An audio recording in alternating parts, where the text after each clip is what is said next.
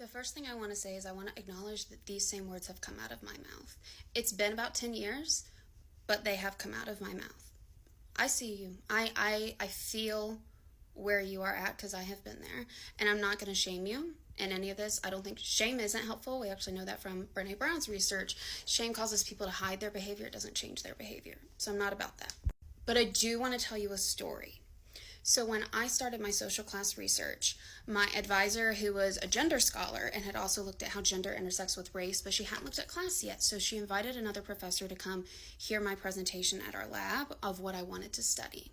And the other professor was a Black woman, and she was like, "Anna, I'm all about this. I would love to mentor you in this work, but you're going to have to start with only looking at white men first." And I was like, why?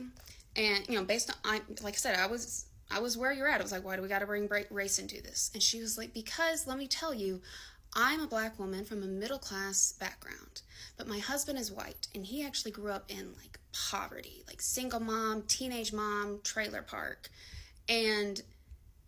But when we are socialized or how we are perceived in the world, people assume that I'm the poor one and that he's from an affluent background. And even though that's not true, that is the perception of how we're treated in this world, and it absolutely interferes with how people see us at work.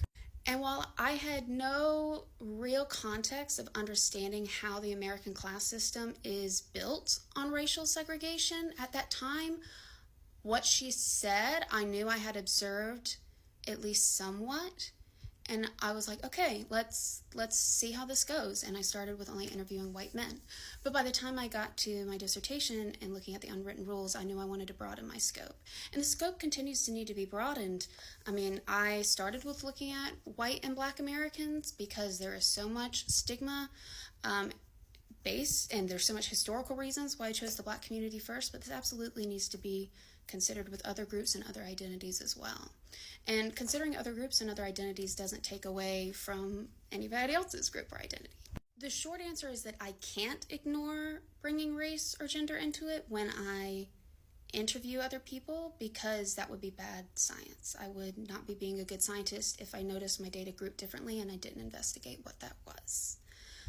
I could have continued to only study white men, but then I would be doing what research did really for most of American history until the 1970s, which was only on white men, and we made a lot of mistakes and missed a lot of gaps, so I'd still be a bad scientist. The only reason I looked at white men in the first study alone was because no work had been done on social class as a stigmatized identity at work, even after social mobility, so I had to have a concrete answer to, is this a stigmatized identity even if you have privileged race and gender identities? And that's why I chose that group for the first time.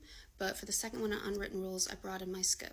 And there's still a lot of other work and other identities that need to be considered there, and investigating one and the experience of one doesn't take away from the other. So, thank you for your question.